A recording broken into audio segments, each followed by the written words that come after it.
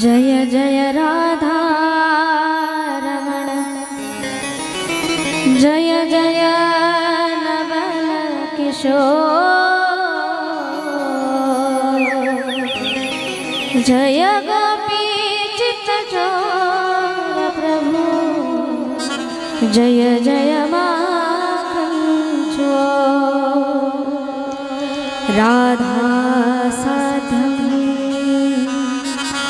साधनं यस्य राधा मंत्रो राधा मंत्रदात्री च राधा सर्वं राधा जीवनं यस्य राधा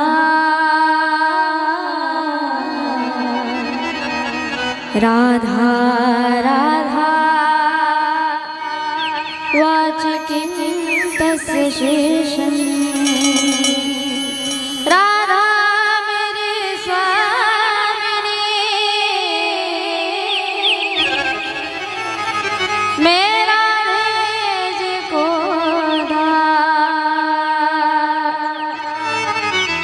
जन्म जन्म मोहे दीजिए श्री वृंदावन को रामाय रामभद्राय रामचंद्राय वेधसे रघुनाथाय नाथाय सीताय पतये नमः। सर्वांनी एकदा प्रेमाने भजन करूयात। सर्वांनी हाताने सुंदर टाळी वाजून भगवंताचं सुंदर नाम जप करायचा आहे। सर्वांनी एकदा वरती हात करून टाळी वाजून भजन म्हणायचं म्हणजे हां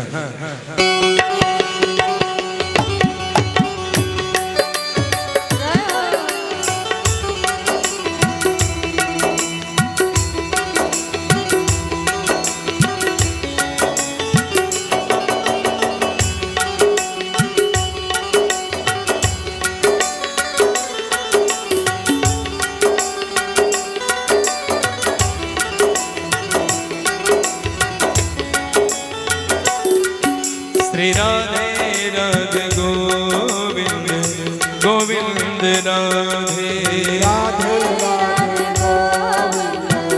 गोविंद राधे श्री राधे राधे गोविंद गोविंद राधे राधे गोविंद ओ गोविंद राधे गोपाल राधे गोपाल ओ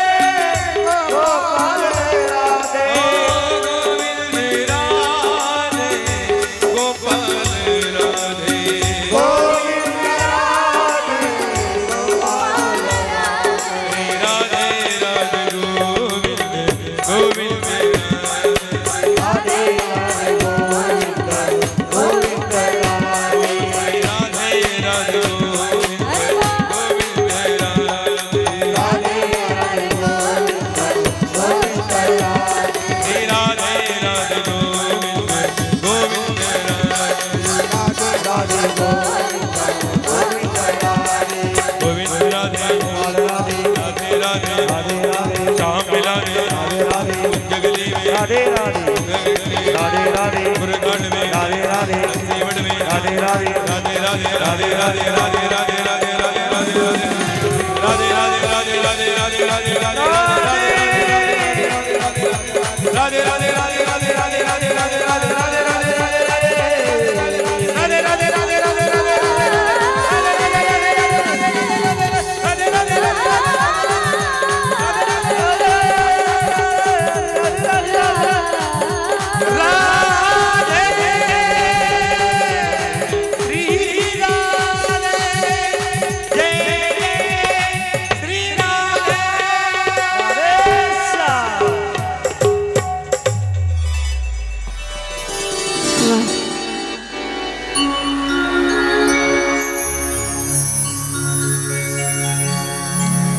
अखिल कोटी ब्रह्मांड नायक पंढरीश पांडुरंग परमात्मा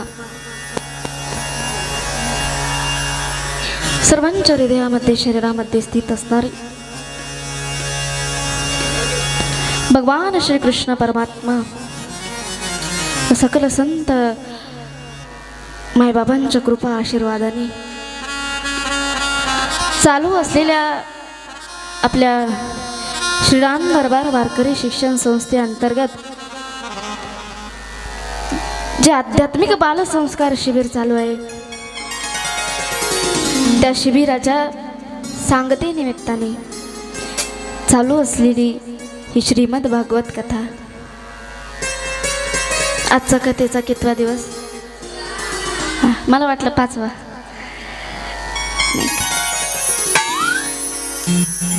या कथेमध्ये तुम्ही सर्व माझे श्रोते बायबाप त्या ठिकाणी उपस्थित आहात त्याचप्रमाणे ज्यांची या कथेला अतिशय सुंदर अशी साथ आहे नाही ज्यांचं गायन अगदी ऐकत राहावं वादन ऐकत राहावं आदरणीय असणारे आपल्या भागाचा वैभव असणारे अरुणजी महाराज पगारे असतील त्याचप्रमाणे सुंदर तबला वादक श्यामजी महाराज शिंदे असतील सुंदर ॲक्टिव्ह पॅड वादक आदरणीय आपल्या येवला तालुक्याचं भूषण असणारे अभिषेकजी महाराज भागवत असतील या सर्व संगीत टीमसाठी एकदा जोरात टाळ्या वाजवा कारण कथेला खरा आनंद जर कोणामुळे येत असेल तर यामध्ये यांचा सिंहाचा वाटा आहे आणि बघा भगवंताचं गुण एवढ्या प्रेमाने एवढ्या सुंदर रीतीने गाण्याकरिता तो भगवंत कुठेतरी अंतःकरणामध्ये स्थित असावा लागतो नाही का ज्याच्या अंतःकरणामध्ये काम नाही क्रोध नाही लोभ नाही जो निर्मत्सर आहे नाही का तोच त्या भगवंताचं गुण एवढ्या सुंदर रीतीने गाऊ शकतो त्यामुळे ही सर्व जी मंडळी आहे ना महाराज म्हणतात निर्मत्सराम सताम ज्यांच्यामध्ये मत्सर नाही आहे त्यामुळे त्या भगवंताचं गुण एवढ्या सुंदर पद्धतीने आपल्या समोर गातात सर्व संगीत टीमचे मनापासून धन्यवाद बघा त्याचप्रमाणे आज ज्यांची उपस्थिती आहे माझे सासरे असणारे आदरणीय आमचे आबा असतील रघुनाथजी महाराज ढोकळे त्याचप्रमाणे आपल्या येवला तालुक्याचं भूषण असणारे अतिशय उत्कृष्ट गायक असणारे अतिशय प्रेमळ स्वभावाचे आमचे विठ्ठल बाबा असतील त्यांच्यासाठी सुद्धा एकदा जोरात टाळ्या वाजवा हो त्याचप्रमाणे मंचावर उपस्थित असणाऱ्या काकडा सम्राज्ञी ज्यांचा आयुष्यभराचा परमार्थ आहे ज्यांचं आयुष्य परमार्थामध्ये भगवंताच्या चरणाजवळ गेले आदरणीय आमच्या इंदू आई असतील त्यांचेही मनापासून धन्यवाद त्याचप्रमाणे ज्यांच्यामुळे एवढा भव्यदिव्य सोहळा आपल्याला पाहायला मिळतो मुलांनी घडावं असा ज्यांचा अट्टहास आहे कुठेतरी मुलांनी योग्य मार्गाला लागावं 4 मुलं आपल्या हाताखाली घडवून सर्वांचं नाव व्हावं असा अट्टहास ज्यांचा आहे, आपल्या महाराष्ट्राचं भूषण असणारे, मला पावलोपावली साथ देणारे, स्वतःच्या कलेवरती, स्वतःच्या ज्ञानावरती एवढं मोठं वैभव उभे करणारे माझे पती परमेश्वर आदरणीय दीपकजी महाराज ढोकळे असतील. बघा, पडद्यासमोर जरी आम्ही दोघे दिसत असलो, पण खरे कलाकार पडद्यामागचे असतात, नाही का? पडद्यासमोरचे फक्त उभे राहतात, खरं कार्य पडद्यामागच्यांचं असतं. हे पडद्यामागचे म्हणजे आमचं संपूर्ण कुटुंब आहे. आमचे दादा असतील, आमच्या दीपालीताई असतील, आमच्या कुटुंबाचा आधार असणारे आमचे अण्णा आणि ताई असतील, आमचे तात्या असतील, ज्यांचं खूप सहकार्य या संस्थेला आहे. संस्थेचे ज्येष्ठ विद्यार्थी आदरणीय मयूरजी महाराज असतील, त्याचप्रमाणे संस्थेतले सर्व विद्यार्थीगण आहेत. त्यांनी रात्रंदिवस एक करून हा सोहळा या ठिकाणी उभा केला आहे. त्या सर्वांसाठी एकदा जोरात टाळ्या वाजवा. त्याचप्रमाणे बघा, ज्यांचं सहकार्य आहे, संपूर्ण तांदूळवाडीकर असतील भजनी मंडळ, अनकुट्याचे भजनी मंडळ असेल, अनकुट्याचे काही ज्येष्ठ श्रेष्ठ व्यक्ती असतील, त्याचप्रमाणे आदरणीय माझे मोठे बंधुराज ज्ञानेश्वर महाराज शिंदे, त्यांचेही मनापासून धन्यवाद. सर्वांच्या चरणी साष्टांग दंडवत प्रणिपात करून या सृष्टीचा आधार असणारे जेवढ्या केवढ्या देवी शक्ती असतील, त्या संपूर्ण दैवी शक्तींना माझा नमस्कार. या महाराष्ट्राचं आराध्य दैवत असणारे छत्रपती शिवाजी महाराज यांच्या चरणी साष्टांग दंडवत प्रणिपात करून, तुम्हा सर्व मायबापांच्या चरणी दंडवत प्रणिपात करून, श्रीमद भागवताच्या चरणी दंडवत प्रणिपात करून या कीर्तन रूपी सेवेला आपण आरंभ करूयात. सर्वांनी एकदा प्रेमाने राधे राधे म्हणायचंय. राधे राधे, जय हो. त्याचप्रमाणे सावरगाव आणि नांदूर या दोन्हीही गावचे मंडळी आज उपस्थित आहेत, त्यांचेही मनापासून धन्यवाद. आणि विशेष गोष्ट सांगायची म्हणजे ज्यांचं महाराष्ट्रामध्ये गाजलेलं श्री हरी HD माऊलीचा दास हे ज्यांचं महाराष्ट्रामध्ये गाजलेलं यूट्यूब चॅनल आहे, टॉप 10 यूट्यूब चॅनलपैकी त्यांचं सुद्धा चॅनल आहे. आदरणीय आमचे कृष्णा दादा असतील, ते इथून पुढची ही कथा यूट्यूबला प्रसारित करणार आहेत, त्यामुळे त्यांच्यासाठी सुद्धा एकदा जोरात टाळ्या वाजवा. त्यांचेही मनापासून धन्यवाद करते. आपल्या कथेला सुरुवात करते. बघा, इकडे लक्ष द्या. कथेमध्ये बसल्यानंतर खरा आनंद माणसाने कथेमध्ये लुटावा, कारण या ठिकाणी बसल्यानंतर एक मात्र त्या भगवंताचं ध्यान या अंतःकरणामध्ये असावं, तो भगवंत या चित्तामध्ये स्थित असावा. काल पहिला दिवस होता, काल मी पाहिलं, जेव्हा भजनाचा आनंद घेण्याची वेळ आली तेव्हा तुम्ही शांत उभे होतात, नाही का? हा आनंद इतर कुठे भेटतो का? नाही, हा आनंद या मृत्यू लोकांमध्ये भेटतो, नाही का? स्वर्गीचे अमरा इच्छितात देवा, मृत्यू लोके भाव जन्म का व्हावा? कारण हा आनंद स्वर्गामध्ये मिळत नाही. हा आनंद लुटायचा असेल तर या ठिकाणी यावं लागतं, या कथेमध्ये यावं लागतं. त्यामुळे मायबाप, माझी तुम्हाला हात जोडून विनंती आहे, जेव्हा केव्हा भजन होईल सुंदर मुखाने टाळी आहे आणि हाताने नामस्मरण करत जा. जा की हात ना,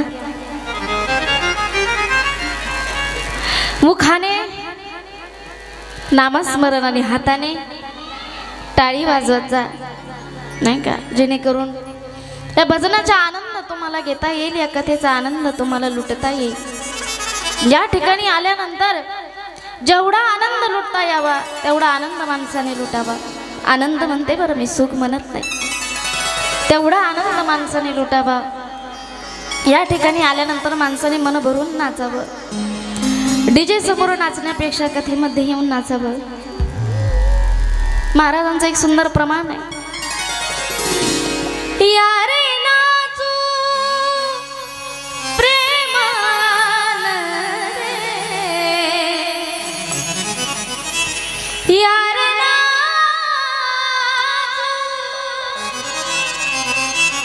प्रेमानं रे, राम नामाचे छंदे, राम नामाचे छंदे,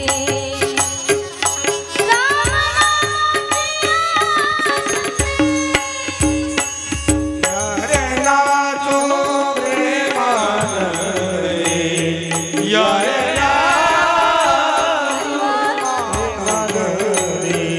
राम नामाचे आनंदी, राम नामाचे आनंदी, राम नामाचे आनंदी. बारा सांगतात. या रे नाचू प्रेमानं रे, राम नामाचे छंदे. नाचायचं जर कुठे असेल तर या कथा कीर्तनामध्ये नाचावं. एवढंच माझं सांगणं आहे. जेव्हा केव्हा भजन होईल त्या भजनाचा आनंद लुटायला शिका. असो, काल आपण पाहिलं की कशा पद्धतीने भागवतजींची कथा श्रवण करून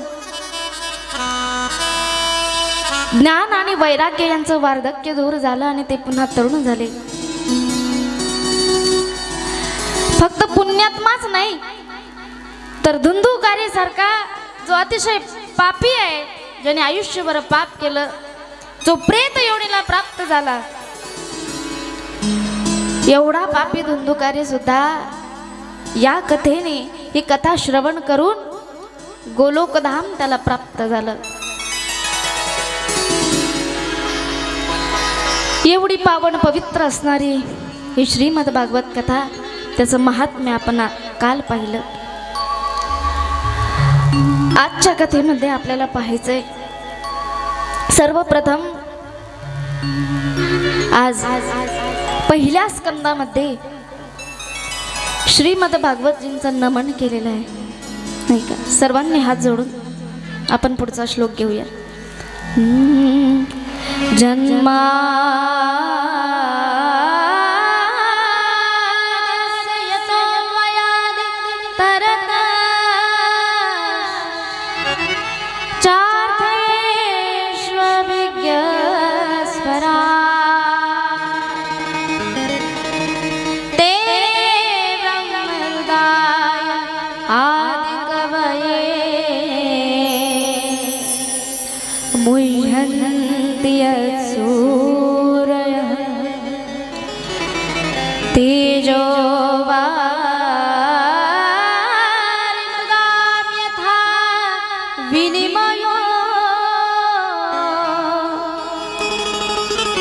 यत्र त्रिसर्गो मृषा धाम्ना स्वेन न सदा निरस्तकुहकम् सत्यं परं धीमहि. बघा, यामध्ये कुठल्या देवाचं नाव घेतलेलं नाही. नमन नेमकं कोणाला केलंय तर काल आपण पाहिलं भगवंताचं एक स्वरूप आहे सत्य. त्या सत्यरूपी भगवंताचं हे नमन आहे. या श्लोकावरती जवळजवळ 108 पेक्षा अधिक टीकाकारांनी याचा अर्थ लिहिला. त्यातला एक अर्थ पहा. जो भगवंत जन्म घेतल्यानंतर लगेच त्याचे आई वडील सोडून दुसरीकडे राहण्याकरिता गेला नाही का, तो भगवंत परमात्मा भिज्ञ आहे, म्हणजे जाणकार आहे, जाणणार आहे की समोर एखादा राक्षस आला, त्या राक्षसाला त्या भगवंताने ओळखलं, त्याला जाणलं नाही का. आपल्या तेजाने जो प्रकाशमय आहे, पण आईचं प्रेम आहे ती यशोदा मैया त्याच्या पायामध्ये एक कडुलं बांधते, त्यामध्ये एक चमकणारा मणी आहे. कारण ज्या वेळेस माझं बाळ अंधारामध्ये जर गेला तर अंधारामध्ये त्याला दिसलं नाही तर त्या कडुळ्याचा प्रकाश पडावा आणि माझं बाळ घरी परत यावं. पण तो परमात्मा स्वतः प्रकाशमान आहे. अशा पद्धतीने यात भगवंताचं नाव घेतलं नाही पण त्याचं वर्णन केलंय. असा हा परमात्मा, त्या परमात्म्याला सत्य स्वरूप मानलंय, सत्य समजलंय. बघा एक गोष्ट लक्षात घ्या, भगवंत सत्य आहे पण भगवंताचं नाम परम सत्य आहे.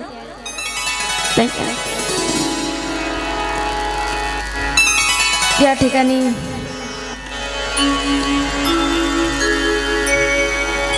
आपल्या कुळामध्ये पहा, आपले आजी आजोबा होऊन जातात, त्यांचं नाव किती दिवस आपल्या कुटुंबामध्ये राहतं, नातांपर्यंत. पंतूनला आपल्या पंजोबांचं नाव माहिती असतं का? नाही, लोक विसरून जातात. पण भगवंताने जन्म घेतला, भगवंतांनीच धामाला गेले, पण आज सुद्धा भगवंताचं नाम आहे. कारण ते कसं आहे, जागे आहात ना, हा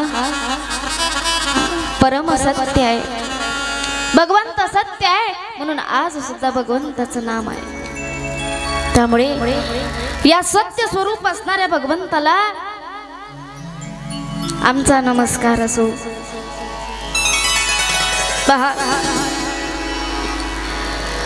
भगवंतापेक्षा भगवंताच्या नाम हे परम सत्य सांगितलंय, त्या नामाला अधिक महत्व आहे.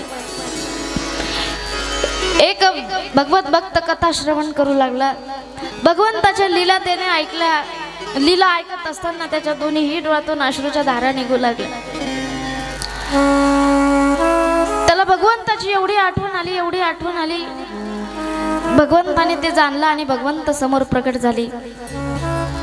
भगवंत म्हणतात, बाबा तू माझ्यासाठी रडत होता ना, चल मी तुझ्या समोर आलोय, माझ्यासोबत चाल. आणि देवा, मला जरी तुमची आठवण आली असली पण तुम्हाला भेटण्याची इच्छा मला नाही. तुम्हाला भेटण्यापेक्षा जास्त आनंद मला तुमच्या नामामध्ये आहे, नाही काय. तू समोर नाही आला ना देवा तरी चालेल, पण तुझं नाव कधी या मुखातून जाऊ नये, तुझ्या नामाचा विसर कधी पडू नये. वृंदावन मधले एक संत सुंदर वर्णन करतात की देवा तू माझ्या समोर येत जाऊ नकोस, तुझं एवढं सुंदर स्वरूप आहे, तुझे काळे भोर असणारे ते कुरळे केस आहेत, कमळासारखे तुझे डोळे आहेत, सफरचंदासारखे तुझे गाल आहेत, एवढे सुंदर तुझे ओठ आहे, तुझ्याकडे पाहिलं की पाहतच राहावं असं वाटतं. पण जेव्हा तू समोर येतो, मी तुझ्याकडे पाहतो ना, तेव्हा तुझ्या नामाचा विसर पडला जातो, तुझं नाम मला घेता येत नाही. याचं सुंदर वर्णन आहे. काली काली अलको के काली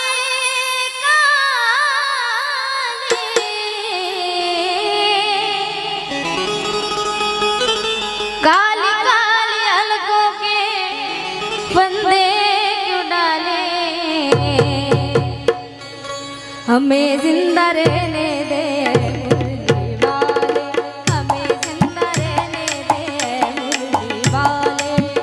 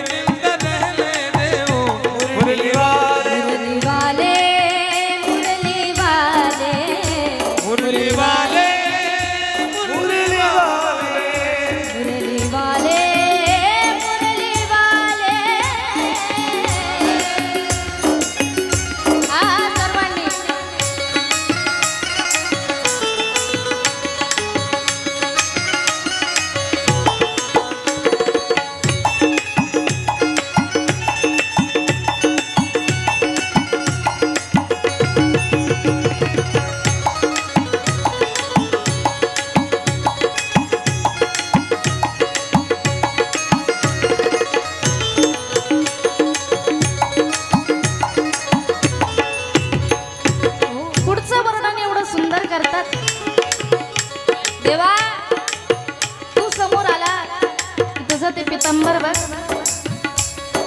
तुझं पितांबर उडणारं पाहिलं की मनामध्ये भाव निर्माण होतो नाही का? हो संभालो जरा ये पितांबर गुलाबी, ये करता है मेरे दिल में खराबी। ओ संभालो जरा ये पितांबर गुलाबी, ये करता है मेरे दिल में खराबी। पुढे गा भरे में मोहब्बत में उलझाने वाले, भरे में मोहब्बत में उलझाने वाले, सर्वांनी प्रेमाने राधे राधे। हमें जिंदा रहने दे दीवाने, हमें जिंदा रहने दे दीवाने। हरि बोल मुरली वाले, मुरली वाले, मुरली वाले, मुरली वाले,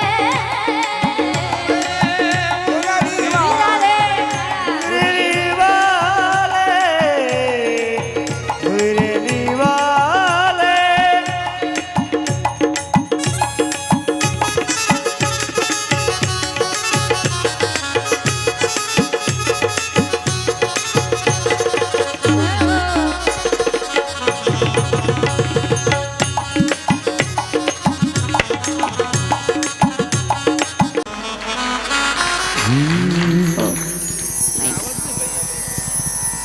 संभालो जरा ये पितांबर गुलाबी,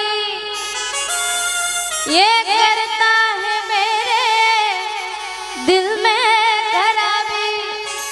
भगवंता तू तुझ्या प्रेमामध्ये आम्हाला गुंतून ठेवू नको। भरे में मोहब्बत में उलझाने वाले, भरे में मोहब्बत में उलझाने वाले, हमें जिंदा रहने दे ए मुरली वाले। हे भगवंता तू एवढं सजून धजून माझ्या समोर येऊ नको, कारण ते नाम मला त्या नामाचा विसर पडतो। एक दृष्टांत फार प्रसिद्ध आहे। ज्या वेळेस लंकेकडे जायचंय, मग आता कसा रस्ता बनवावा म्हणून दगडावरती वानरांनी राम नाव लिहिलं आणि तो दगड पाण्यामध्ये टाकला तर तो दगड काय होऊ लागला? महिला मंडळ जागे आहात ना, बोलतात ना? काय होऊ लागला? तरंगू लागला पाण्यावर। असं करता करता पूल तयार झाला। प्रभू रामचंद्रांनी विचार केला, माझ्या नावामध्ये एवढी ताकद आहे का? रात्रीच्या वेळी प्रभू रामचंद्र एक दगड घेतला, त्याच्यावर स्वतःचं नाव लिहिलं श्रीराम। दगड पाण्यामध्ये टाकला, पहिला दगड बुडाला। त्यांना वाटलं पुन्हा प्रयत्न करून पाहू, पुन्हा नाव लिहिलं, पुन्हा दगड पाण्यामध्ये टाकला, तोही बुडाला। तिसऱ्यांदा प्रयत्न केला, तोही सफल झाला नाही। मागे वळून पाहिलं, हनुमंतराय दिसले। प्रभूंनी विचारावं, हनुमंता कधी आलास? म्हणे देवा पहिल्या दगडाला चालू नाही का? महाराज याच्यावर प्रमाण देतात, भगवंता तुझ्या नामाचा जो महिमा आहे तो तुला कळणारा नाही। तुझ्या नामाचं महत्त्व जाणून घ्यायचं असेल तर ते भक्तांना विचार। तुझ्या नामाचा महिमा तुझा ना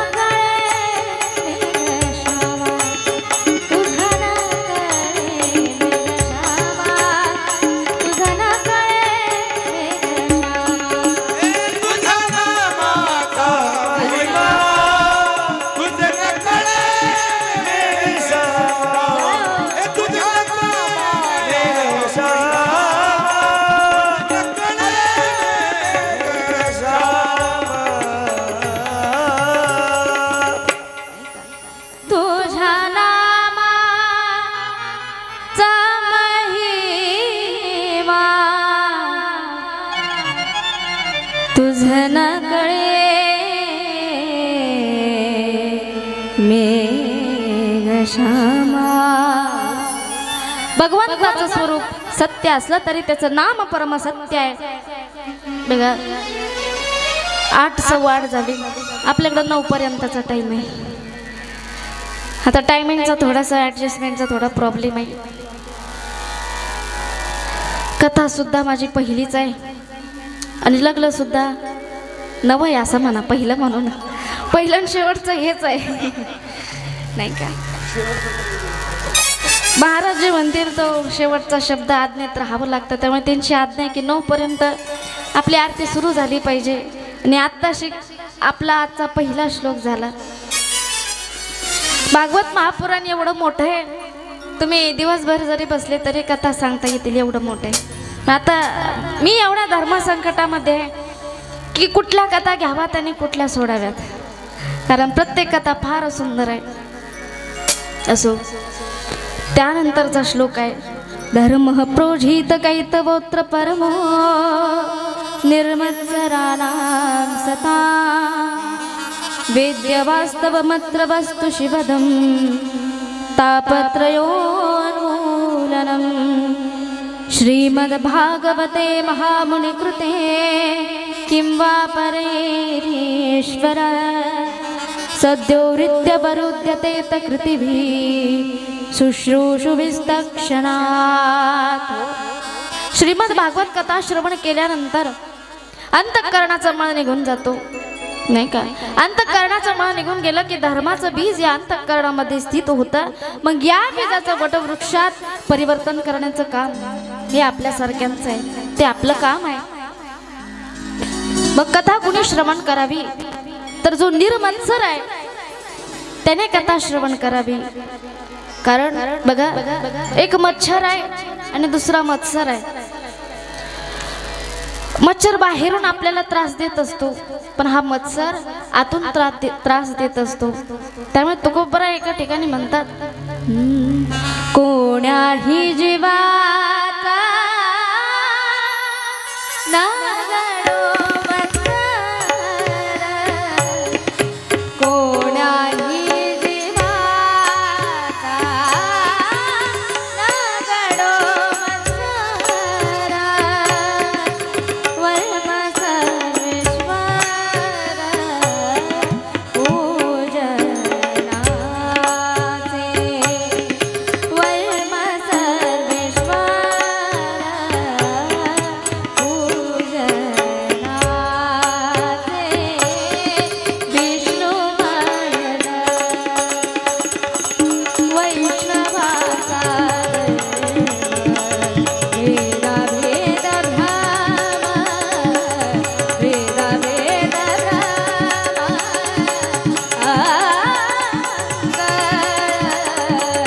विष्णू मर्द, विष्णू मर्द, विष्णू मर्द.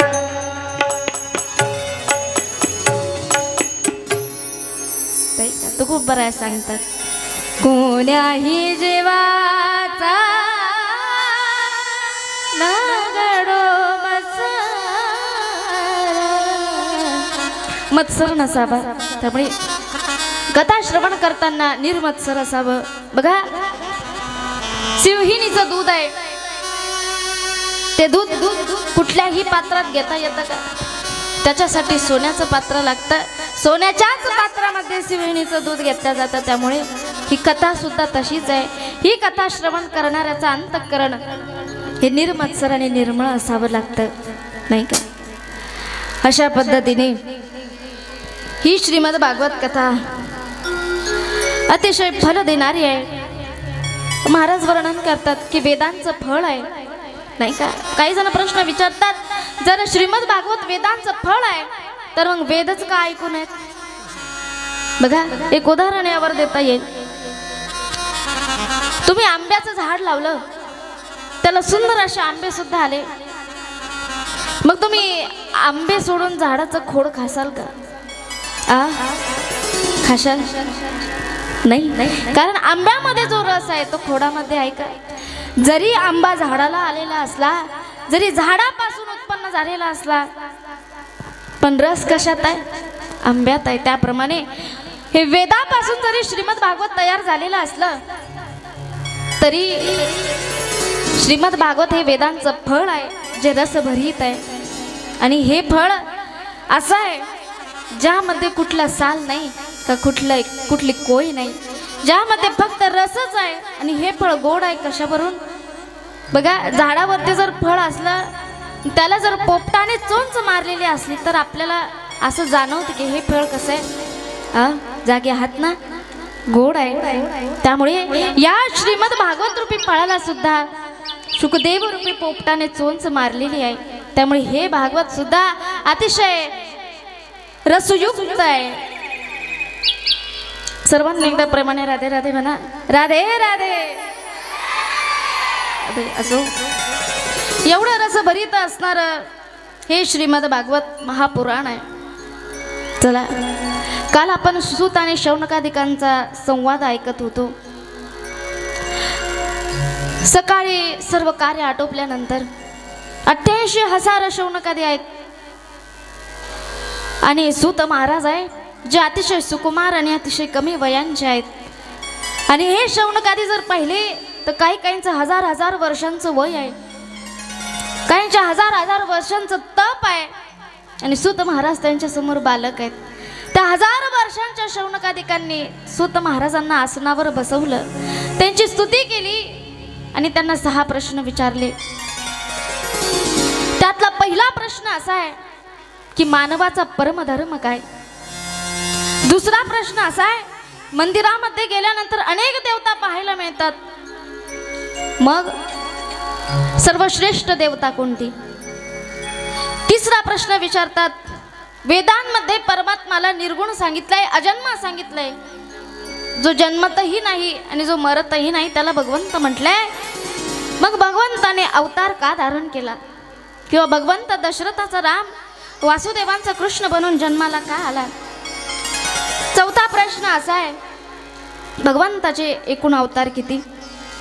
पाचवा प्रश्न असा आहे, कोणत्या कोणत्या अवतारामध्ये कुठल्या लीला केल्या. आणि सर्वात शेवटचा प्रश्न असा आहे, जेव्हा भगवंत निजधामाला निघून गेले त्यावेळेस धर्म कुणाच्या आश्रयाला गेला. बघा, पहिल्या प्रश्नाचं उत्तर आहे मानवाचा, पहिला प्रश्न आहे मानवाचा परमधर्म कोणता. धर्म आणि परमधर्म या दोन्हींमध्ये अंतर आहे.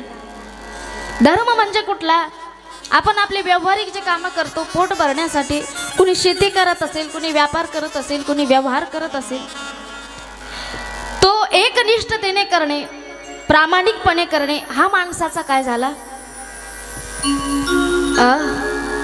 काय झाला. जागे आहात ना, मोठ्याने सांगा, काय झाला, धर्म झाला. मग परमधर्म कुठला, परमधर्म कुठला, तर माणसाचा परमधर्म एकच आहे, भगवंताची प्राप्ती करणं.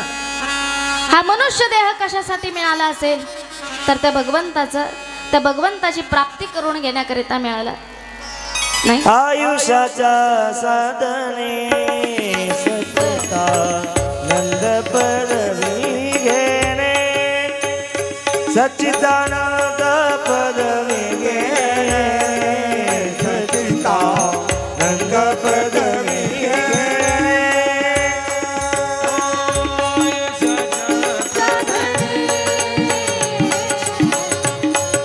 पदवी घेणे,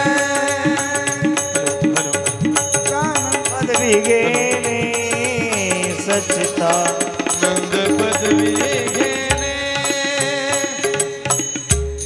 अतिशय सुंदर प्रमाण महाराजांनी दिलं. आयुष्याच्या साधने सच्चिदानंद पदवी घेणे. देह कशासाठी मिळाला, भगवंत प्राप्तीसाठी मिळाला. आणि किती कठोरतेने किती परिश्रम करून मिळाला तुम्हाला माहिती आहे. 84 लक्ष योनी फिरल्यानंतर हा मनुष्य देह प्राप्त होतो. आपण जेवढे प्राणी पाहिले त्या सर्व प्राण्यांमध्ये आपण जन्म घेऊन इथे आलो नाही. एक एक योनी कोटी कोटी फेरा, एक एक योनी कोटी कोटी फेरा, एक एक योनी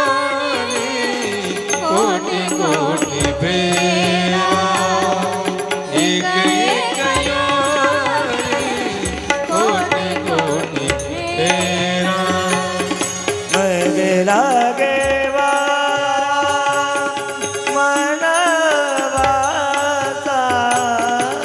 मग लागे वारा मनवाचा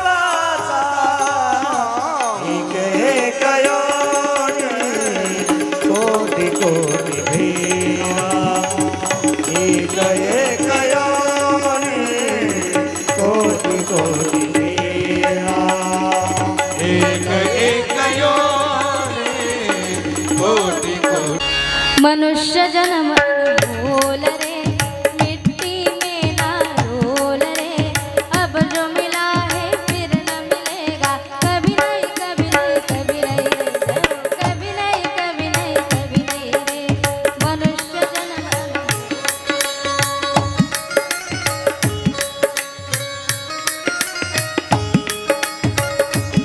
सर्वांनी टाळ्या वाजवायच्या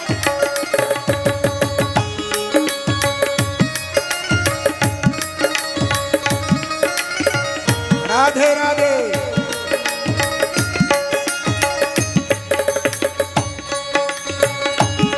हे मनुष्य जन्मन मोल रे मिट्टी में न रोल रे अब जो मिला है फिर न मिलेगा कभी नहीं कभी नहीं कभी नहीं रे मनुष्य जन्म मोल रे मिट्टी में न गोल रे अब जो मिला है फिर न मिलेगा कभी नहीं कभी नहीं कभी नहीं हे तू है बुलबुल पानी का मत कर मोर जबानी का पता नहीं कम जाने रे जमाना ये जिंदगानी मीरा रे हा सर्वांनी टाळ्यांनी साथ द्यायची आहे.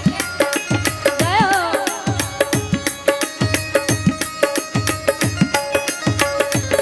ओ मनुष्य जन्मन मोल रे मिट्टी में ना रोल रे अब जो मिला है फिर न मिलेगा कभी नहीं कभी नहीं कभी नहीं रे मनुष्य जन्म मोल रे मिट्टी में न रोल रे अब जो मिला है फिर न मिलेगा कभी नहीं कभी नहीं कभी नहीं रे रोल रे मिट्टी में न रोल रे अब जो मिला है फिर न मिले कभी नहीं कभी नहीं कभी नहीं रे वा. हे मनुष्य जन्म आहे तो अनमोल आहे मग काय करायचं तू सत्संग में जाया कर गीत प्रभु के गाया कर सांझ सवेरे बैठ के बंदे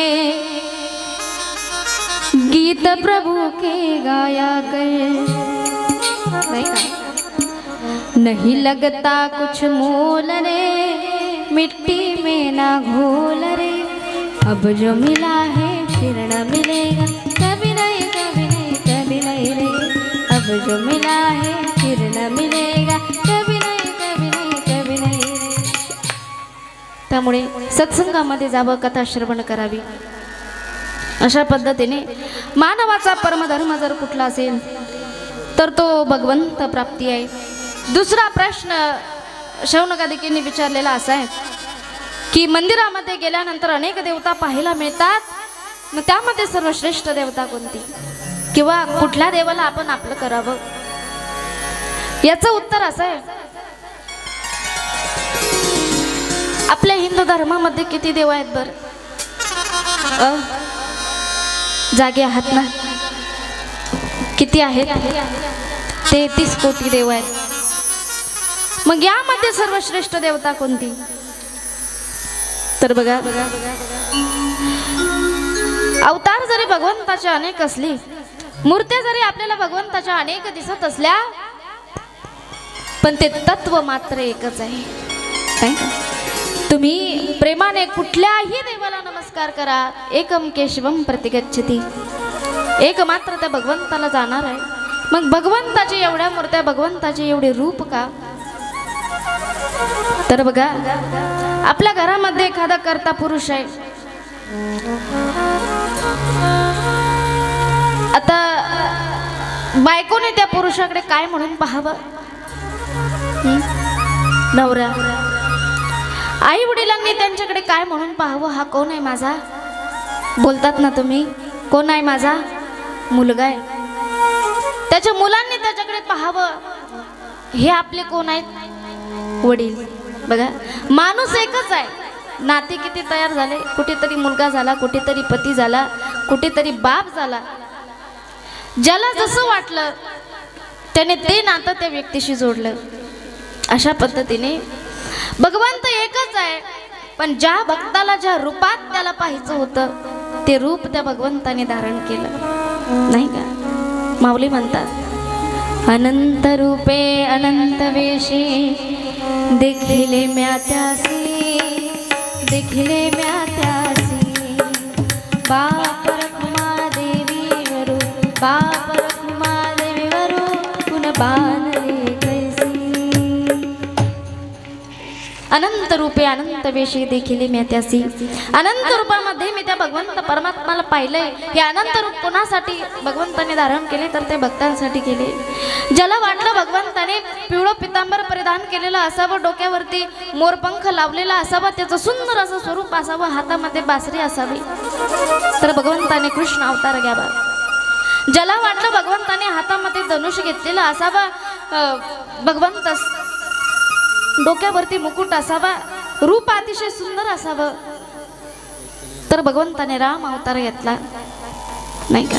अशा पद्धतीने ज्या भक्ताला जे वाटलं, जे स्वरूप आवडलं ते अवतार भगवंताने घेतले. त्यामुळे मूर्त्या जरी अनेक दिसत असल्या, भगवंताचे स्वरूप जरी अनेक असले, तर भगवंत कसा आहे? एक आहे. बघा, तुकोबरायांचं एक प्रसिद्ध प्रमाण आहे, आपुला तो एक देव करून घ्यावा, आपुला तो एक करून घ्यावा, तुला तो एक देवा करून घ्यावा, आपुला तो एक देवा करून घ्यावा, आपुला तो एक देव करून घ्यावा, आपला तो एक देव करून घ्यावा, आपुला तो एक देवा करून घ्यावा, आपला तो एक देवा करून घ्यावा. आपुला तू एक देव करून घ्यावा, तेने बिन जीवा सुखा नये. आपुला तू एक देव करून घ्यावा, तेने बिन जीवा सुख नये. हे रतिबाई दुःखाची जलेबी, हे रतिबाईची दुःखाची जलेबी, हे रतिबाई दुःखाची जलेबी, ओ रतिबाई दुःखाची जलेबी, हो हे रतिबाई दुःखाची जलेबी, दुःखाची जना. तुकोबराय म्हणतात, आपुला तो एक. मग एक या शब्दाचा अर्थ काय होतो तुम्हाला सांगू. कुठल्याही प्रकारचं एक भगवंत नाही. तर जो पंढरपुरामध्ये कटेवरती ज्याचे हात आहे, ज्याचे समचरण आहे, ज्याचं सुंदर स्वरूप आहे, महाराज वर्णन करतात, सुंदर ते ध्यान उभे विटेवरी, सुंदर ते ध्यान उभे विटेवरी, सुंदर ते ध्यान करकटेवरी ठेवूया.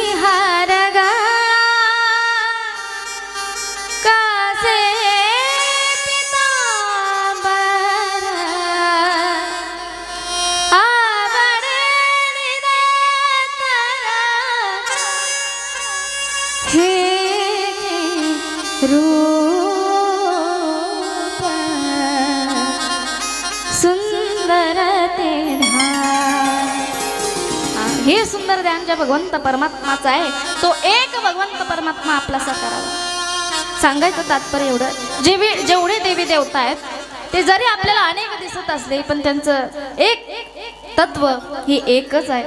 त्यामुळे तुम्ही कुठल्याही देवाला नमस्कार केला तो एकाच तत्वाला जाणार आहे. असो, पुढचा प्रश्न आहे, वेदाने जर भगवंताला अजन्मा सांगितलंय तर भगवंताने जन्म का घेतला? याचं उत्तर असं आहे, सूतजी महाराज म्हणतात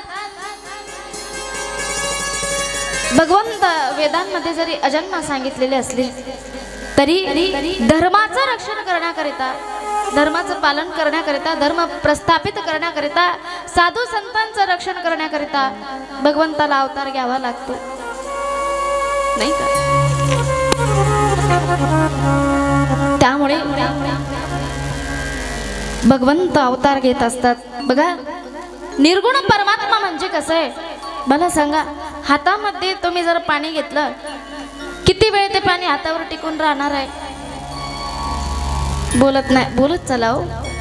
पाणी किती वेळा हातावरती टिकून राहील? एखादा क्षण राहील. पण तेच पाणी जर तुम्ही फ्रीजमध्ये ठेवलं आणि त्याचा बर्फ झाला, तो बर्फ आपल्याला हातात धरता येईल का नाही? येईल. त्या पद्धतीने निर्गुण परमात्मा म्हणजे पाणी स्वरूप आहे, ज्याचं ध्यान करणं अवघड आहे. आता ज्याला स्वरूपच नाही, जो निर्गुण आहे, त्याचं ध्यान कसं करता येईल? भगवंताने अवतार घेतला, भगवंताने स्वरूप आपल्या समोर मांडलं, त्या स्वरूपाचं भजन, त्या स्वरूपाचं चिंतन आपल्याला करता येतं.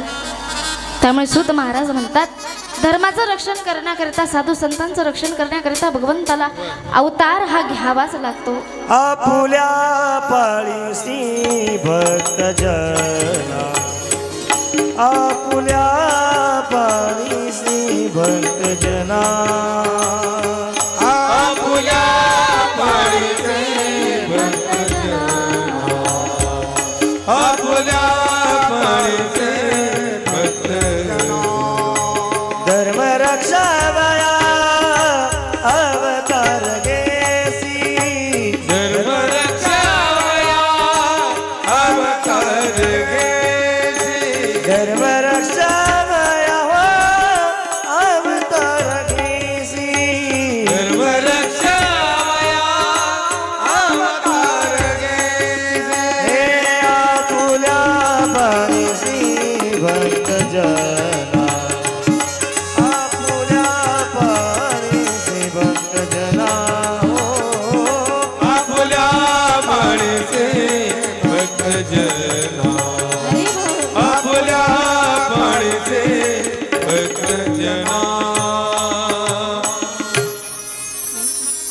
आपुल्या पाळीसी भक्त जना, धर्म रक्षावया अवतार घेसी, किंवा भक्ता राखे पायापाशी दुर्जनांशी सौहारी. त्यामुळे भगवंत अवतार घेत असतो. त्यानंतर विचारले भगवंताचे अवतार किती? मुख्यतः पाहिलं तर भगवंताचे 4 प्रकारचे अवतार आहेत. अंश अवतार आहे, पूर्णावतार आहे, कल्पावतार आहे, मन्वंतर अवतार आहे आणि लीलावतार आहे. भागवतामध्ये भगवंताचे 24 अवतार सांगितलेत.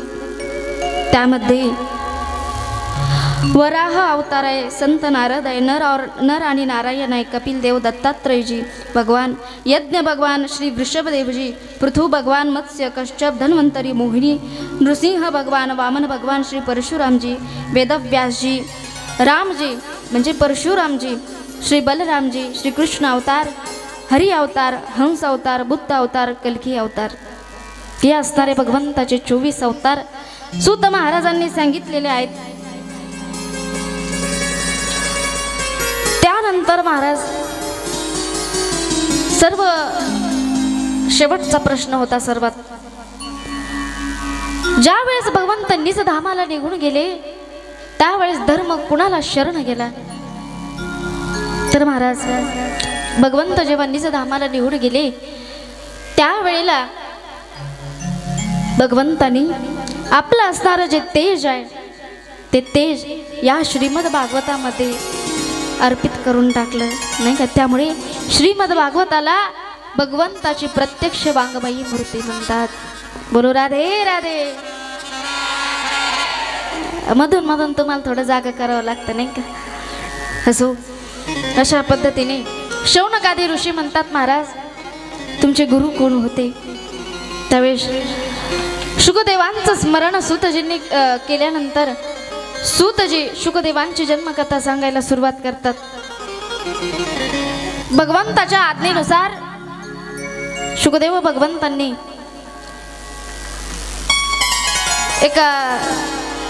शुकदेवांनी एका छोट्याशा पोपटाच्या पिल्लाच्या रूपामध्ये अवतार घेतला. तो कैलासामध्ये गेल्यानंतर आता श्रीमद भागवताचा प्रचार कसा व्हावा? नारद महर्षी कैलासामध्ये गेले. नारद महर्षींनी विचार केला. ब्रह्मदेव आणि सरस्वती देवींमध्ये भांडणं लावून झाले, लक्ष्मी नारायणामध्ये भांडणं लावून झाले. राहिलं कोण? राहिलं कोण? महादेव पार्वती. अनेकदा यांच्यात भांडणं लावून पाहू, भांडणंही होतील आणि आपलं काम सुद्धा होऊन जाईल. गेले नारद महर्षी. पार्वती मातेने त्यांचं स्वागत सत्कार केला. स्वागत सत्कार केल्यानंतर पार्वती मातेला म्हणू लागले, माता आजच्या काळामध्ये प्रेम शिल्लक राहिलं नाही हो, कोणाचं कोणावर प्रेम नाही. पार्वती माता म्हणतात, आहो पण स्वामींचं माझ्यावर फार प्रेम आहे बरं का. गुरुमंत्र कोणाला सांगितला जात नाही, पण तो सुद्धा मला त्यांनी सांगितला. नारद महर्षी म्हणतात, असं म्हणजे तुमचं खूप प्रेम आहे. मग तुम्हाला हे सुद्धा माहिती असेल, महादेवाच्या गळामध्ये ज्या मुंड माळा आहेत त्या कुणाच्या आहेत? नाही, हे मला मात्र त्यांनी कधी सांगितलं नाही. रुसल्या महाराज पार्वती माता. नारद महर्षी म्हणाले, आता आपलं काम झालं. गेले भगवंताकडे पाहून हसले, देवा आता तुमचं काम सुरू झालं. महादेव गेले. पार्वती मातेची समजूत घालू लागले, खरंच माझ्या तुझ्यावर फार प्रेम आहे ग. मग म्हणे, मला सांगा तुमच्या गळामध्ये ज्या मुंड माळा आहेत त्या मुंड माळा कोणाच्या आहेत? पार्वती, मी तुला सांगणार नव्हतो पण आज सांगतो. तुझे आतापर्यंत तुझे जेवढे जन्म झाले आणि तुझा मृत्यू झाला, मृत्यूनंतर ही जी तुझं जे मुंडकं होतं त्याची माळ मी परिधान केलेली आहे. देवा एवढ्या मुंड माळा माझ्या आहेत, हे एवढे मुंडके माझे आहेत. माझा एवढा जन्म झाला, मला सांगा मी एवढ्या वेळेस जन्म घेतला आणि एवढ्या वेळेस मेले, पण तुम्ही जसे जन्मले तसेच आहात, तुम्ही का मरत नाही? महादेवाने सांगावं, पार्वती माझ्याकडे अमर कथा आहे, ती कथा मी श्रवण केली त्यामुळे मला मरण नाही. तेव्हा मला सुद्धा ही कथा श्रवण करायची. ठीक आहे म्हणे, चालेल. त्यासाठी योग्य स्थान निवडलं, तिथे स्वच्छता केली. महादेव कथा सांगण्याकरिता बसले. समोर पार्वती माता बसल्या. पण त्या ठिकाणी वरती एक झाड होतं, त्या झाडावरती असणारं ते पोपटाचं छोटं पिल्लू. महादेव म्हणाले, पार्वती मी कथा सांगतो पण माझे नेत्र बंद असणार आहेत बरं का, त्यामुळे जसं जसं मी सांगत जाईल तू मध्ये मध्ये हुंकार द्यायचा. कसा? पार्वती मातेने 5 दिवस सुंदर कथा श्रवण केली. प्रसंग चालू होता. उद्धव आणि भगवान श्रीकृष्णांचा संवाद चालू होता. महादेव म्हणाले, उद्धव असं म्हणत होता. हे सांगत असताना पार्वती मातेला झोप लागली. पण मागे असणाऱ्या त्या शुकाच्या पिल्लाने विचार केला, पार्वती माता झोपल्या, हुंकार बंद झाला तर महादेव जागे होतील आणि आपल्याला पुढची कथा ऐकायला मिळणार नाही. मग काय करावं? त्या शुकाने महाराज हुंकार द्यायला सुरुवात केली. शेवटी कथा संपली. महादेवाने डोळे उघडले आणि जोरात आवाज दिला, बाके बिहारी लाल की जय. म्हटल्यावर पार्वती माते जागा झाली. म्हणाली, देवा उद्धव काय म्हणत होते? म्हणजे पार्वती तू तिथंच आहे का? अगं मी पूर्ण कथा सांगितली. देवा माफ करा, मला झोप लागली होती. मग म्हणे तू झोपली होती तर हुंकार कोण देत होतं? मागे पाहिलं तर छोटंसं शुकाचं पिल्लू आहे. महादेवाला एवढा राग आला की याने माझ्या मागून कथा ऐकली, याने चोरून कथा ऐकली. हा चोर आहे, हा पापी आहे, याने पाप केले, हा जिवंत राहता कामा नाही. कथा श्रवण करताना कथा सांगणाऱ्याच्या समोर बसून कथा श्रवण करावी. जर मागून कथा श्रवण केली तर ती कथा चोरल्याचं पाप पदरात पडत असतं. महादेवाला राग आला. महादेवने त्रिशूळ काढलं आणि आता मी या शुकाच्या पिल्लाला जिवंत ठेवणार नाही.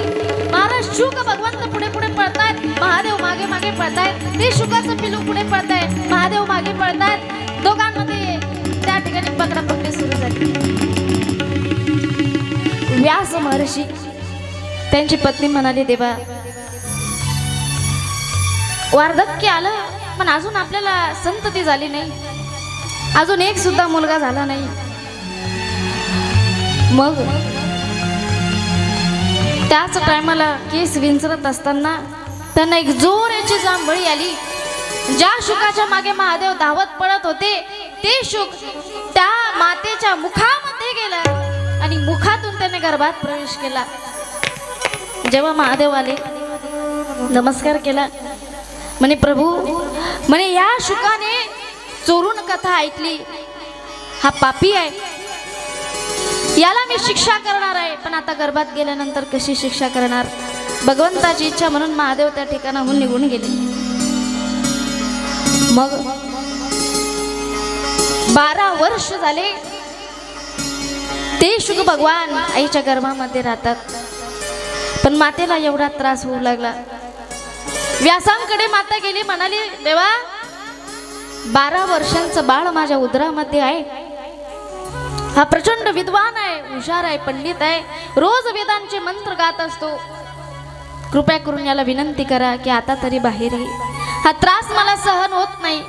व्यास महर्षींनी संवाद सुरू केला, बाळा तू बाहेर का येत नाही? शुकदेवजी म्हणाले, बाहेर आलो की मला मायेचा स्पर्श होणार हे मला माहिती आहे, त्यामुळे मी बाहेर येणार नाही. खूप विनंती केल्यानंतर खूप विनंती करतून अश्रू येऊ लागले की माझी आई मला सोडून गेली. पण एका डोळ्यातून थंड अश्रू येऊ लागला की आता मी मोकळा झालो, आता कुठल्या नात्यांमध्ये गुंतून राहण्याची मला गरज नाही, नाही का? अनुग्रहम मन्यमानः प्रतिष्ठां दिशमुत्तरम.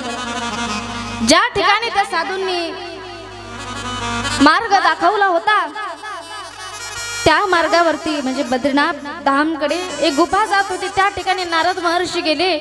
नारद महर्षींना जो गुरुमंत्र मिळाला होता, नमो भगवते तुभ्यं वासुदेवाय धीमहि, या मंत्राचा जप नारद महर्षी अखंड करू लागले. ध्यान एकत्रित झाला आणि नारद महर्षींनी नेत्र बंद केलेले असताना भगवंताच्या एका सुंदर छबीचं दर्शन झालं. दर्शन झाल्यानंतर मात्र ते छबी एका क्षणामध्ये पुन्हा लुप्त झाली. नारद महर्षींनी फार त्या ठिकाणी प्रयत्न केले की पुन्हा ती छबी माझ्या समोर यावी, पुन्हा मला त्या स्वरूपाचं दर्शन व्हावं. पण पुन्हा ते छबी दिसली नाही, पुन्हा तो भगवंत दिसला नाही. नारद महर्षी रडू लागले, आता जिवंत राहण्यामध्ये काही राहिलेलं नाही. तेव्हा आकाशवाणी झाली, रामदास, हे नारद महर्षींचं पूर्वजन्मेचं नाव आहे, रामदास तुला मला प्राप्त करण्याची तीव्र इच्छा व्हावी यासाठी मी माझी एक झलक तुला दाखवली. मग म्हणे भगवंता तुला प्राप्त कसं करू? म्हणे या जन्मामध्ये तू फक्त गुरुमंत्राचा जप कर, पुढच्या जन्मामध्ये तुला माझं दर्शन होईल. गुरूंनी सांगितल्याप्रमाणे त्या गुरुमंत्राचा जप मी केला आणि जेव्हा सृष्टीचा विनाश झाला, जेव्हा प्रलय आला, त्या प्रलयामध्ये माझा सुद्धा नाश झाला. पण त्या संतांच्या संगतीमध्ये राहून माझ्याकडे एवढं पुण्याचा संचय झाला की पहा, मागच्या जन्मामध्ये मी दासी पुत्र असणारा, या जन्मामध्ये नारद महर्षी झालो. नाही का? एवढा सन्मान आज 3ही लोकांमध्ये गेलो की मला सन्मान प्राप्त होतो. मी ब्रह्मदेवाचा मानस पुत्र झालो. झाल्यानंतर देवदत्ता मिमा विना स्वर ब्रह्म विभूषिता मूर्छयित्वा हरि कथा गायमानश्चराम्य. भगवंताने मला देवदत्त नावाचा विणा दिला, नाही का? स्वरब्रह्म म्हणून मला त्या ठिकाणी विभूषित केलं आणि आज हातामध्ये चिपळा आहे, गळ्यामध्ये विणा आहे. भगवंताचं नाम अखंड मुखामध्ये आहे आणि ते नाम गात असताना त्रैलोक्यामध्ये अतिशय आनंदाने मी भ्रमण करतो. नारायण नारायण नारायण नारायण नारायण नारायण नारायण नारायण नारायण नारायण नारायण नारायण श्रीमन नारायण नारायण नारायण नारायण नारायण नारायण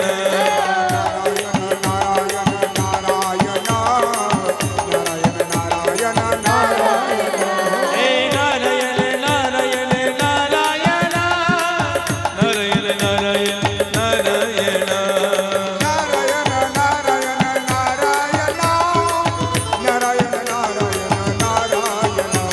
हे नारायण नारायण नारायण नारायण नारायण नारायण श्रीमन नारायण नारायण नारायण नारायण नारायण नारायण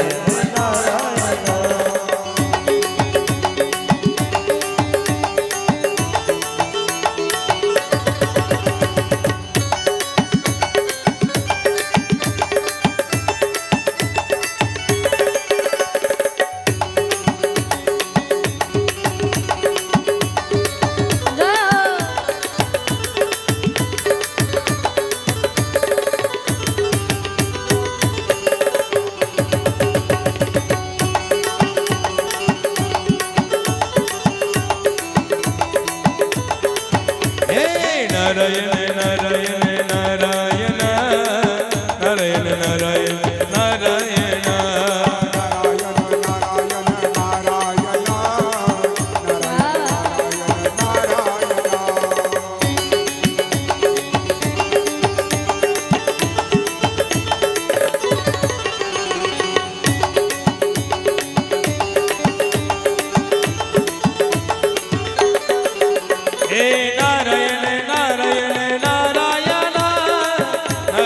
नारायण नारायण हे नारायण नारायण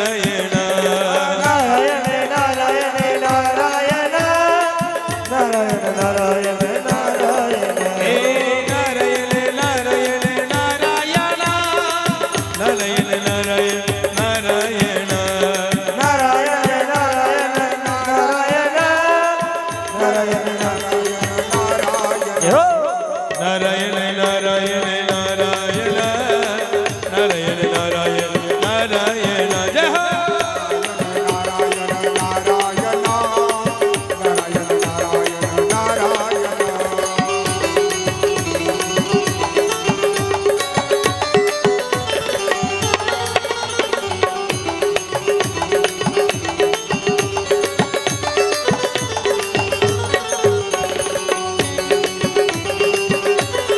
नारायण नारायण नारायण नारायण नारायण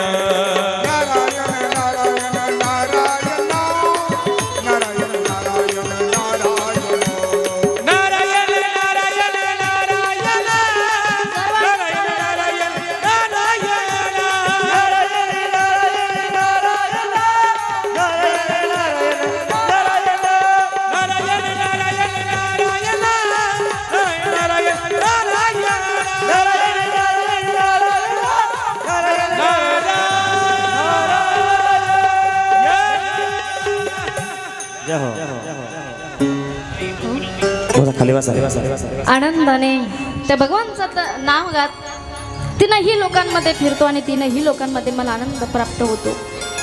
त्यामुळे व्यास महर्षी जर तुम्हाला वाटत असेल कुठेतरी तुम्हाला समाधान प्राप्त व्हावं तर तुम्ही श्रीमद भागवताची निर्मिती करा. चतुश्लोकी भागवताचं ज्ञान संहिता व्यास महर्षींना नारदांनी दिली. म्हणे आता तुम्ही याचा विस्तार करा. पण व्यास महर्षींनी विचार केला आता वय झाले, विस्तार करायला आपण भरपूर करू पण ही लिहायचं कोणी. कैलासामध्ये गेले, भोलेनाथांना विनंती केली. भोलेनाथ म्हणाले आपल्याकडून हे शक्य नाही. मग म्हणे मला असा लेखक द्या जो अतिशय चतुर आहे. मी शब्द सांगितला की त्याने तो लिहिला पाहिजे. मग म्हणे एक काम करा, माझा पुत्र असणारा जो गणेश आहे त्या गणेशाला तुम्ही घेऊन जा, तो अतिशय चतुर आहे. गणपती बाप्पांना व्यास महर्षींनी सोबत घेतलं आणि लिहायला लागले. पण सुरुवात करण्यापूर्वी गणपती बाप्पा म्हणाले, महाराज माझी एक अट आहे. कुठली?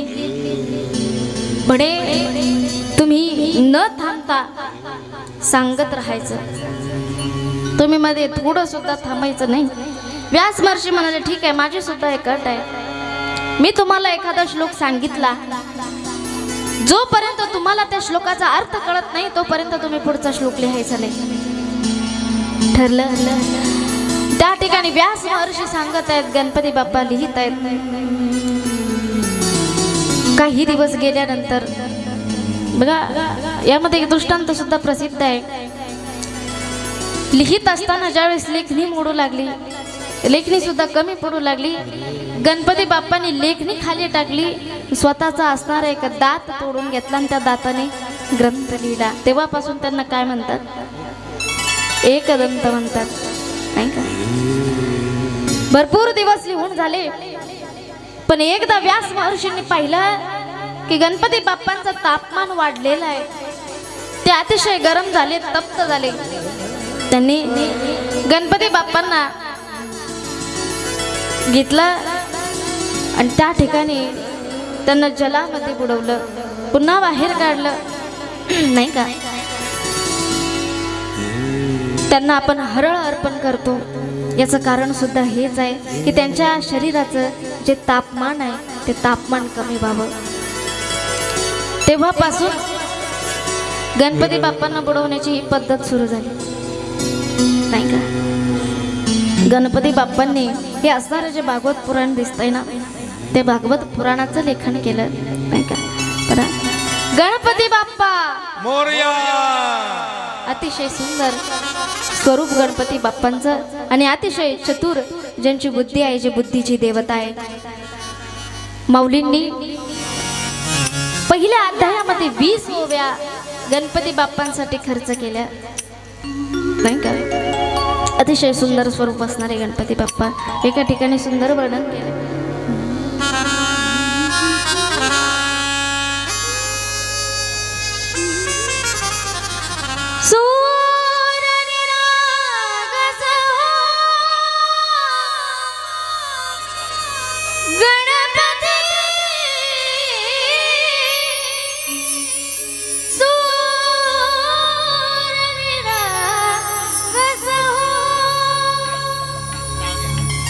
शुभनयना करुणामय गौरी हरश्री वरदनायक शुभनयना